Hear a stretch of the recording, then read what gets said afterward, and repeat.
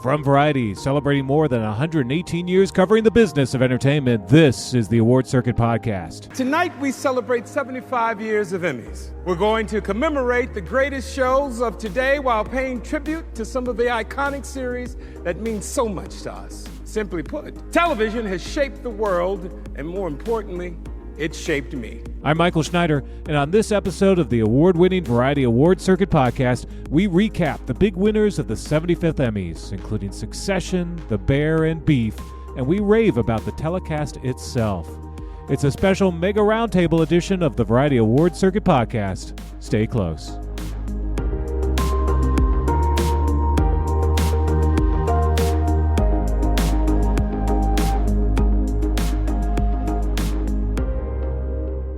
Well, hello, everyone. We are back to television because we just had the 2023 Emmys in 2024, and we're here to talk about it, and then maybe some movie stuff, too, just to make Clayton happy. But first off, I am Variety TV editor Michael Schneider, welcoming back to the fold Emily Longaretta.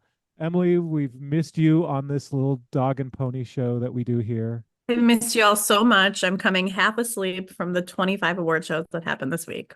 I hung out with Emily all weekend and it was great. I had a great time. I did see Clayton and Jazz multiple times this weekend. So, and me, I was here I too. did see you, but I feel like I see you every weekend. We are always with the same stuff. That's true. And Jazz Tankay, who is everywhere, all the time, everywhere, everything, all at once. And Hello. That is the movie title. And then Clay Dog. I'm here. I just want to point out, Emily and I had the two really killer tables at Critics' Choice Awards. She sat with Jennifer listen, she sat with Jennifer Aniston. That's a big deal. It is a big deal. And that's Rachel. He didn't win anything, but Billy Crudup won, so it was a nice night for him. I was back to back with Billy Crudup, and I was and he had my chair when he got up. I was very upset about it. And then I sat with Leo. Wait, I had the holdovers. I was happy with that. Good table to be at. They had a big win. Good night. You know what I did? I didn't go to the Critics' Choice Awards. So who really won that night? Yes, truly. Mike had a night to himself as a human being. Exactly. But the next night was the 75th Primetime Emmys, which apparently we are four of the only people who watched. That's disappointing considering it was a good show. Like from a whole, like I want all award shows to lean into nostalgia and reunions and celebrating the medium.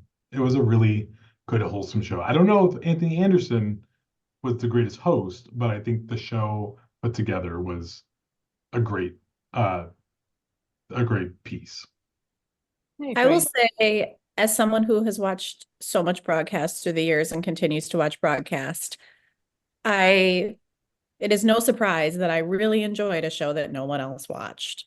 And I had a great time, and I thought it was one of the best shows in a few years. I think one of the more enjoyable award shows, because usually I'm really excited to see who wins, whereas this time it was pretty predictable what three shows were going to win. But the reunions and the presenters were the most exciting part. And as much as I wasn't totally on board with Anthony Anderson as a host for multiple other reasons, I thought that he did a good job. I will say. And it moved. It was like a good pace show. Yeah. Like we were flying through categories. I was like, oh my God, like we're here already. And like it was just, it knew what it was doing, like, to get people through the night. And I think, did it run over? No, it was right on time. It was right on time. And so, figure. Yeah, a shout out, to Jesse Collins Entertainment, because they produced this, and it's no fault of their own that this was the lowest rated Emmys in history. It's a combination of unfortunate events. It was up against a major NFL wildcard game, so automatically that sort of screwed them. They knew that was coming. And Iowa caucuses. Caucuses, but then. There's also the fact that whenever the Emmys are on Fox, it's always lower rated. Just there aren't as many younger people watching the Emmys on Fox. Damn right. those numbers are down. And then, of course, the big confusion over this was the 2023 Emmys in 2024, the long delayed Emmys that I'm sure a lot of people still didn't know was going on last night on Monday night. So, the cards were really stacked against them. So, all things considered, they still put on a fantastic show for the people who did tune in. Can I just also just laugh so hard at the amount, and I'm not even exaggerating, maybe a dozen tweets I received learning that the Bear won comedy at the Emmys. Like it was brand new information. Yep. Had no idea. Like people had no idea that it won. They were like, wait, why is this in comedy? And I just very interesting how an 18-month-long cycle has not gone out to the masses. For me. Well, and I was going to say, Eben sweeping at all the award shows. It's just hilarious because while Eben was good in the first season, I mean, he was fine. He wasn't He won anything an Emmy standing. for a second season for sure. He won the Emmy for Early. the second season, even though it was his first season. It was just insane that the voting. I mean, one of my friends texted like someone's going to write a dissertation on the power of how to drop a show during a voting cycle and use the Bear as the citing, because it worked so perfectly for them. Not that the first season was not great, because it was, but I mean, the second season was just so much more powerful, and it clearly paid off. Yeah, and now he's going to win again for the second season in a couple of months. 100%. So wait, what, in September? Well, no, maybe. But actually interesting about that, I wonder, a new question mark is going to emerge. Do people feel like they rewarded season 1 and not season 2? I mean, I'm sorry. Do people feel like they rewarded season 2 and not season 1? So when the next Emmy cycle comes up, because I had been thinking to myself, oh, guy's going to win an Emmy for season 2. And our voters are going to think they just did that when we get, and then whatever happens in season 3, because I think that's supposed to be summertime, likely. Yeah. Well, they'll know because the rest of the ballot is going to be all the season 2 guest stars. It's also going to have no dramas. I don't know if you guys have looked at the drama lineup. This has been my group text all day with the reporter friends. I was like, there's absolutely no dramas next year. Maybe the Bear should go for drama. Like we should be encouraging 30-minute dramas, right? That would be a really good thing to have. Except they're already winning Emmys, so why would they move at this point? Everyone else needs to move. Interesting. Well, actually, interesting. It's gonna. I'm not saying that like it's gonna like lose, but it does face stiffer competition. I mean, Abbott is coming back, Hacks is coming back. I mean, drama is literally The Crown and whoever else you want to throw in there. But this is Emily Longoretta's moment, everyone. I'm gonna say it out loud. This is when Law and Order shows itself again. This is the moment Emily Longeretta has waited for. I was born for this. If it's not now, the final season of Blue Bloods. Blue Bloods finally gets in. From your mouth. I can't. Oh my gosh. That EE cover of Tom Selleck is going to be Emily's masterpiece. I won't be able to do it. The moment that Tom Selleck somehow sells Emily a reverse mortgage, it all happens. But yeah, on the flip side, and we're already jumping to the next Emmys. We should talk about this one first. But when you look at that limited race for the 2024 Emmys, that's going to be the ridiculous. That's going to be stacked. Yeah. Which has been the case for like the last few years. Limited series has just been where the embarrassment of riches are. And looking, I think Emmys as a whole, and I don't know if I think this is a problem. So I'm going to address it kind of as a problem. And not saying that the Bear Succession and Beef were not deserving, but we never had sweepers until the pandemic. And we are now in our third year of just like 3 shows winning stuff. And again, like I think Stephen Yeun is and everyone's worthy, but the Emmys have always been known to just spread the wealth and just jump around. The fact that Ted Lasso donated yesterday is interesting. And like just thank God the IO goes lead next year, not this year, because Quinta would have lost. So I think that's is a discussion that we should have at some point.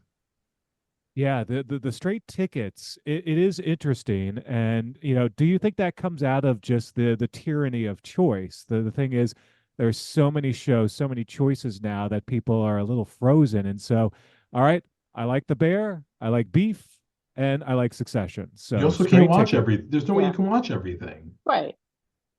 I mean, listen, they could have been super lazy and did like, and again, not saying she's not worthy, but they could have been super lazy and just did J. Smith Cameron without even blinking. Like, could have just. I'm so did it, happy that Jennifer Coolidge. I will say I was bummed that, I mean, I wasn't surprised, but Evan Peters should have gotten, you know, in my opinion, the Dahmer award, and he didn't get that. And because of what the way that people just vote down ballot, it's Which I think, interestingly, I think Dahmer was, we had talked about this months and months ago. I think that was Ryan Murphy anti-vote a little bit, people mad during the strikes. It was happening at the time, Yeah, and then they got Niecy Nash was able to just like hold on to it in the end. But yeah, like there were some, because the fact, I think both top series categories both won directing and writing. There was no they split. did, yes. Mm-hmm. That's unreal. Right. It's really, really crazy. I mean, that sweep down. Yeah. Oh, can we also talk about Trevor Noah, man? That was actually the biggest surprise of the night, a genuine surprise. I didn't. Yeah, I mean, it's funny, surprise, and then it wasn't, because when you think about it, it's just continues the Daily Show dominance. But with Trevor gone, this is it. Although I did try my best to try to convince Trevor backstage to, you know, hey, dude, they haven't filled your role yet. You still have time. You still could come back, because we kind of need him more than ever this year. True or false that Lorne Michaels has already submitted the petition for John Oliver to move back to talk series? Yeah, I think that's happening. I think so. That's happening. It's the forever, like, what are they going to do with this position, with this, you know, as talk shows continue to go away, as you know, sketch shows continue to go away. There's just, what are you going to do with this? Yeah, and it sucks because John Oliver isn't a talk series. Like I recognize that part, but it's also then seeing it being named at the same time as SNL was like, this ain't it either, guys. So because it's also not a sketch show. It's also not a sketch show, so you need to like kind of just either do like an catch all kind of category or come up with something else. I don't think it's a third category, but like something's got to give there, because that just seemed very strange. Yeah, I mean, I hate to say it, but maybe you just go back to just a catch-all variety series category that just includes everything that's not a like structured sitcom or structured drama. Everything else goes into just variety series, and that's also where, honestly, where I think you should leave Tim Robinson should go. It shouldn't be like. What about jury duty? And maybe that's where jury duty would have gone too. Jury duty is an interesting, like, I mean, listen, I think we all acknowledge that some TV is hard to define in some ways. Like Beef is very interesting in itself because, you know, initially we thought it was going to go comedy series. And then, you know, then it's kind of this anthology maybe kind of thing down the road. But we also recognize that limited series is becoming inadvertently the best new series category until you decide you want to do a season 2 or not. Thank you, White Lotus. So we have to kind of like figure that part of it out as well. But yeah, I think someone was saying how ironically, like all 3 shows were in the wrong categories because Succession has a lot of humor, just as funny, if not more so, than The Bear. Someone said this is the first time that the drama series is objectively funnier than the comedy series. Yeah, seriously. It totally is. Yeah, I blame Ally McBeal and Desperate Housewives. They muddled the waters back in the day, and suddenly like dogs and cats were living together. Can I ask you guys? Are we guys actually, even though we have been tracking him all season, I'm still surprised that Kieran Culkin pulled it off. Who do you think was going to win?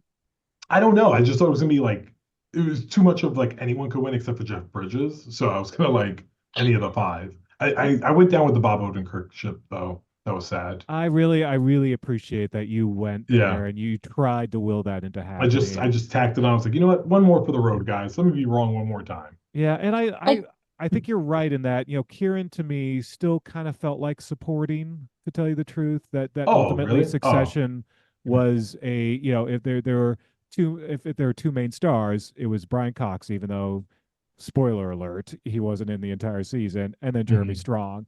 And yeah, Kieran had a huge, I mean, he was a huge part of that show, but you can't have how many leads, ultimately. Yeah, I mean, yeah. I think lead was the right call this year. I do wonder if Brian Cox goes supporting, does he beat Matthew McFadden? Which, by the way, I don't think we know. Is it, by the way, is Sarah Snook? Because they've been saying Snook like in a very like emphasis on the ook part all night long. Has thrown me off. Do we know how to really say her name now? No. Nope. All right, Snook. Yeah. What were you saying, Jess? We'll say Snook. No, I was gonna say, like, when they were like reading out the nominees last night, I was thinking maybe it goes to Jeremy Strong. Like, I did think for a second that Kieran wouldn't get it. Yeah, that would be the like quote unquote the lazy choice to do. Which is what they did, right? I mean, yeah, but it was a really nice set of winners. I penned a nice little thing, most diverse winners I think we've ever had. Really, really great. Person of color won in every genre category at some point, which I don't think has ever happened. So thank you, Storm Reed, for pulling that through for drama series in the end.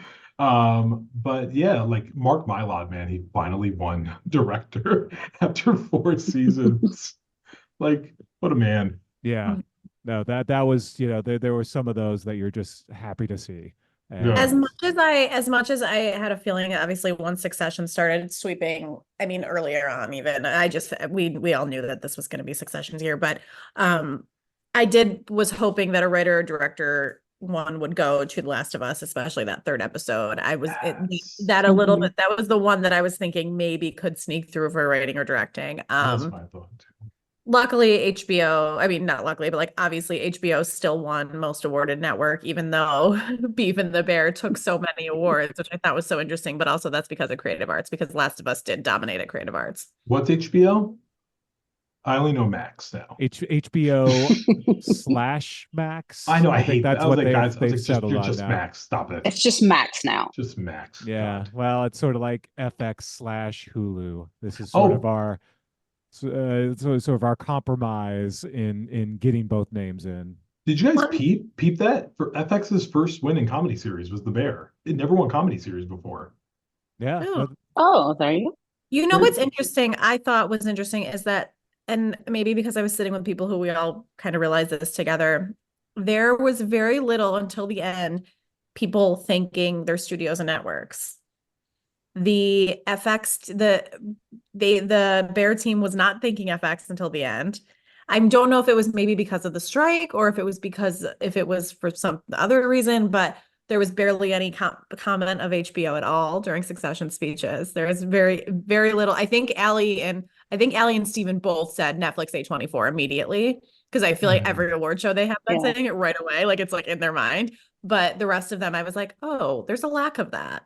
Ooh, I didn't even pick up on that. I remember someone, I forget who, if it was Mark Mylod or Jesse, thanked Casey Bloys and Franny. Casey Bloys definitely got a shout out over at HBO. But yeah, I mean the best shout out was Maddie Matheson shouting out John Solberg. Oh, just my favorite thing of the whole Solberg. Have you ever felt more collective press go, hell yeah, Solberg?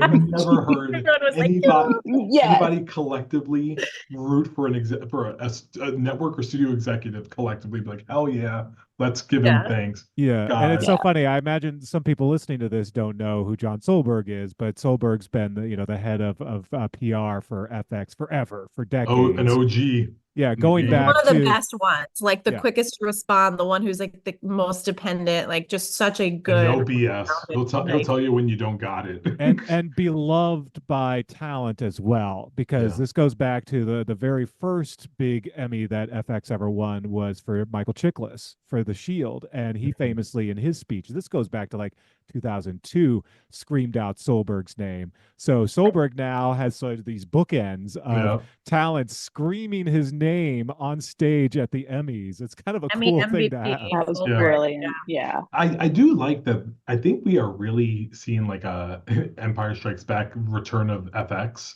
this year. I mean, like even like coming to the next Emmys, they're gonna have Bear again, and then they're gonna have Fargo and Shogun. Yeah. Like, what a behemoth they're gonna be this year with no TV to compete with, because there's like no shows or no drama series. Rather, Shogun should go drama. That's what they should do. Let it go drama and sweep. It's not a bad idea, by the way. I mean, they could argue, hey, Shoguns existed on television before, so this is a recurring series. Maybe we'll bring it back for a little 1 or 2 episodes next season. Honestly, either that or finally just say, you know what, Fargo is a drama. Well, we'll just stick. Oh yeah, which they could probably pull off, even though this season of Fargo really has no connection to previous seasons.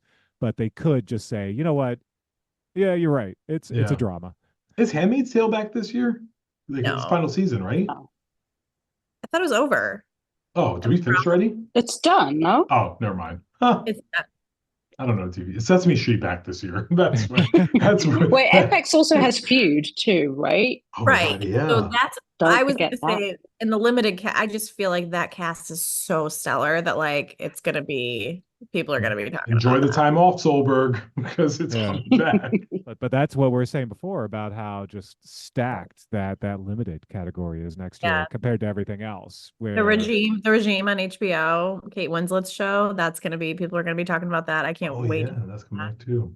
Yeah. So a good limited coming. There's a lot, but yeah. What else surprised you about this year's awards? I mean, you're right. It was kind of. I could talk about how nervous I got when lead actress in a comedy series was second award of the night. I know. I got nervous. Wild how they were announced. I don't know why. I think it was just because it was so fast moving. It just seemed really quick. I think it was definitely the Christina Applegate, because she was presenting the first award. In case she won, she would already be back. I'm assuming she waited backstage and didn't go to a chair. So yeah. I am assuming that was it, and then it made sense. But on its first look, I went, "Oh no, something terrible is going to happen," and then we're going to have the rest of the night to dwell on it. But no, everything was pretty it was unpredictable how predictable it was.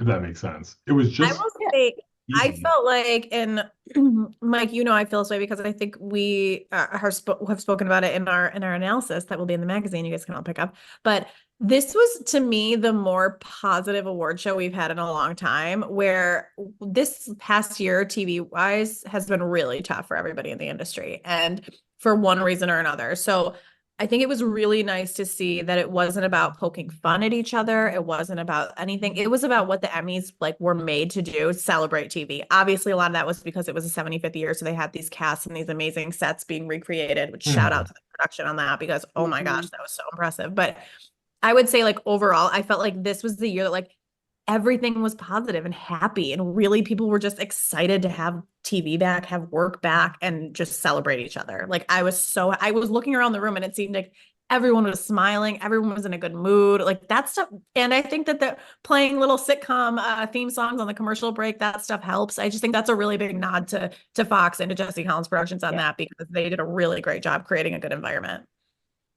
Yeah. No, it was such a good vibe. And the presenters, actually, I think, were all they all made sense, with the exception of Sheryl Lee Ralph and Jenna Ortega. I don't understand why they were together, but everyone else made perfect sense of just complimenting one another. And yeah, it was just a really good, positive vibe session that we kind of need in a presidential year that's going to suck. Yep. And it seemed also weird to say hope for the future of TV. TV ain't done yet, guys. I know it feels like it's done, but it's not. But I mean, we also have to recognize that broadcast got beat up a lot. I mean, it was just Quinta and that's it. And then Max, we don't know. We're calling a channel. I don't know. I don't know what we describe that as. But there's still some interesting stuff. I think it sets up a good place setter for 2024 with TV of just where it's going. Yeah. No, I got a lot of text messages. Sorry, Mike. I was just going to say I got so many text messages from people not in our bubble of this is actually a really fun show. I'm enjoying it. So it wasn't just within being in the room or our circle. It's people who just aren't in Hollywood were generally enjoying the show and the reunions and the speeches and just seeing these three shows win. Wait, who do you know that's not in Hollywood who is actually watching the Emmys? My entire family. Apparently, I know some people. Ooh, wow. Can I say something controversial that probably, see, there it goes. That's probably my sign not to say it. But I want to say something that's kind of controversial that will get Jazz mad at me. I'm ready to not reward RuPaul's Drag Race anymore competition series. I would like I think there's other things that we can be rewarding now. I'd like to second that. Yeah. I was worried. I will say that. But I will say that this season or last season, because we're now in season 16, this is the most biased answer you're going to give, but go ahead. No, it really was like one of the better seasons and like one of the best messages, I think, that America needed, as far as like all the stuff that's happening with like the book banning, the politics that's happening to the community. I think like Sasha Colby winning the Rusical. But yeah, no, I was genuinely worried, like even last week. I was like, if Ru doesn't win, it's done. And even last night I was like, are they finally done with it? Because Lizzo won last year. No, poor Padma. Poor Padma.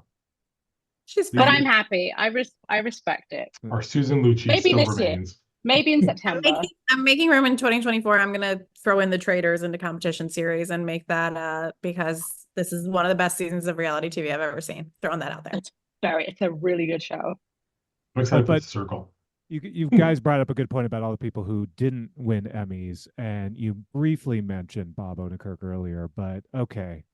This is one of the greatest injustices in Emmy history. The fact that Better Call Saul ends its run without a single win. Oh, that's 0 cents. 0 for 50. Not even like here's a sound. Like, here's something.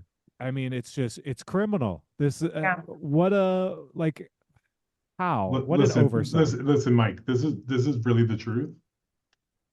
You got greedy. You did the Lord's work to get Ray Seahorn in there. Yes. After all that time, you succeeded and you wanted a little more. Yeah, I know. We got her nominated. We got her nominated twice. Yeah, but not enough. Not enough. I mean, at the very least, Bob should have gotten something at some point. He should have gotten that sort of John Hamm farewell win.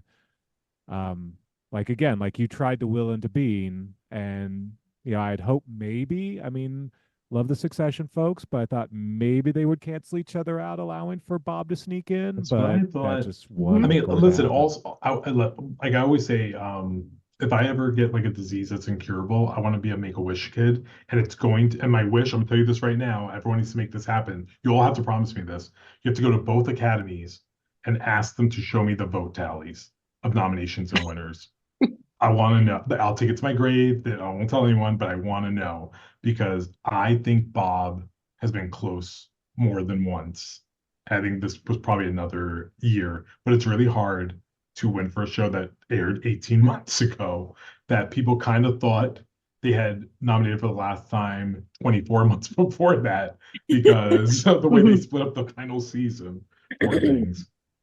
Okay, so something that I was thinking about yesterday, right, with the three shows winning, where is the disconnect, or what is this thing where you have the same three shows winning, yet if you look at FYC season, where you've got the Q&As, the taste making events, right, where people are getting turned away for shows that like Jury Duty, for example, like why do they not, and like why is that vote not split? Like, I believe that campaigning FYC, I think it really matters for nominations, i.e. Harrison Ford, snub for shrinking, proof that campaigning still matters.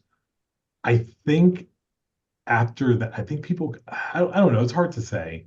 Like, because there's like that first season of Ted Lasso that Mike, we talked about this, so we feel like narrowly beat Hacks, because Hacks won actress, director, and writing. And then Ted Lasso took the top category. So there are times that it's really a close race between two shows. But sometimes when you get to nominations, like I feel like people already have their mind made up. We know what's been seen. So you have to really do the work when the show's out and about. Yeah. Because Poker Face is a great example. Like Poker Face, like really only mustered Natasha Lyonne and Judith Light, Emmy winner now, Judith Light. But it was so hard for it to break in anything more than that. Right. Yeah. Yeah. Well, I have another idea. What if we just ask ESPN to slide a couple Emmys over to Bob Odenkirk? Apparently they know how to just willy-nilly somehow grab Emmys for people. Just randomly. Yeah. I would like some too, please. But yeah, but we also have to say Bob Odenkirk is an Emmy winner. He's just not an Emmy winner for Better Call Saul. Right. Yes, exactly. Let people know that. Yeah, no, he won in like 89 for SNL and 92 or 3 for Ben Stiller show. Yeah. But so random. The year got canceled. Yeah, the year. Yeah. But nothing since then. Yeah. So, right. Well, we did it. Emmys 2024. Wait a second. No, it's still to come. So literally the lottery for the FYC events, I think takes place next week. Is it for really? the 2024 Emmys. So we have a week before we start even thinking about the next cycle. So look alive, everybody. The next week. And to be fair, we don't have a week. As Mike, as you know, and probably Clayton and Jazz, but Mike, you definitely know, we've already been getting emails about the next round of. Yeah. I got an Emmy pitch during Christmas break. I wanted to curse so much. I was like, I hate Stop. you. Like, absolutely not. Don't talk to me about this. Yeah. But actually, remember, we had our first scoop. Io Edibiri moving lead, season 2. Yeah. To take on Quinta and Gene Smart, which will be a great race to watch. We are off to the races already. All right. So Clayton, Oscar voting, wrapping up. It wrapped up. By the time you're listening to this, it's already closed. Just really quickly, it looks like such a easy 10 to call for Best Picture. American Fiction, Anatomy of a Fall, Barbie, Holdovers, Killers of the Flower Moon, Maestro, Oppenheimer, Past Lives, Poor Things, and The Zone of Interest. 4 movies I'm predicting to get 10 or more nominations, which will be the second time in history that that's happened. Seems like a very top-heavy year where everyone just knows what the 4 movies are, and then we'll just figure it out otherwise. Critics' Choice gave us some really interesting choices. Paul Giamatti, what a good human. I don't think anyone's gonna be mad that he wins an Oscar if that's in fact what happens. No, it's been beautiful to watch him sort of become a front runner. Mm-hmm. Yeah, because he's the best. He's like our dad. Our dad's gonna win an Oscar. You can't be mad. You just can't be mad. Yeah. What about Lily Gladstone, since she didn't win the Critics' Choice? What a rough night. For Killers of the Flower Moon in general, because it lost everything. It went like over 12. I think right now I feel like we were at the same point last year. Cate Blanchett won Critics' Choice and Angela Bassett won Critics' Choice, and then we know how that ended up. So I think Lily still pulls it off. I think Davine's pretty secure, and I'm waiting for something else to tell me something about actor and supporting actor. RDJ feels okay, but you never know. But Barbie's gonna do fine. I'll tell you what I'm curious to see. So there's this last minute origin, Frances Fisher, Angelina Jolie, Leslie part 2. Or to see if we get a part 2 or if it just doesn't. I don't buy it. I don't think it's a thing. I do think there's a possibility that Origin pops up into picture only, but even that's a long shot. I think what the biggest thing I'm calling that I'm looking at, I think Greta Gerwig's going to miss Best Director, and the Academy's going to eat so much shit for that. Wow, that would be. It's still a comedy. It's still a comedy, and they're not nice to comedies. It's a Barbie movie, and that doesn't belittle it at all.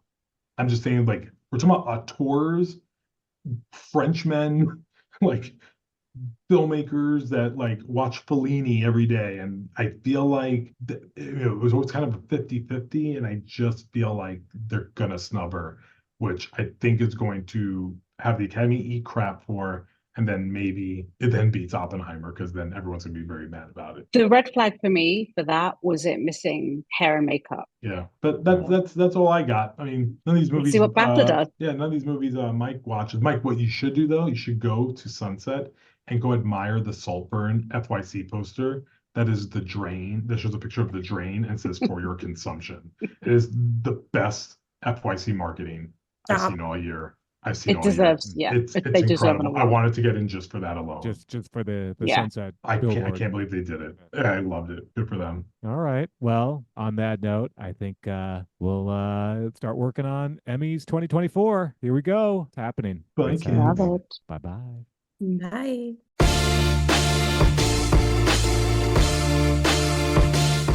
And that's it for this edition of Variety's Award Circuit Podcast. Michael Schneider is the producer. Be sure to subscribe to the Award Circuit Podcast on Apple Podcasts, Spotify, or wherever you download podcasts. Also, head on over to Variety.com and click on the Award Circuit tab to find the latest awards predictions and key races, as well as your daily fix of news, analysis, and reviews. For Jazz Tanke, Emily Longaretta, and Clayton Davis, I'm Michael Schneider, and we'll see you on the circuit.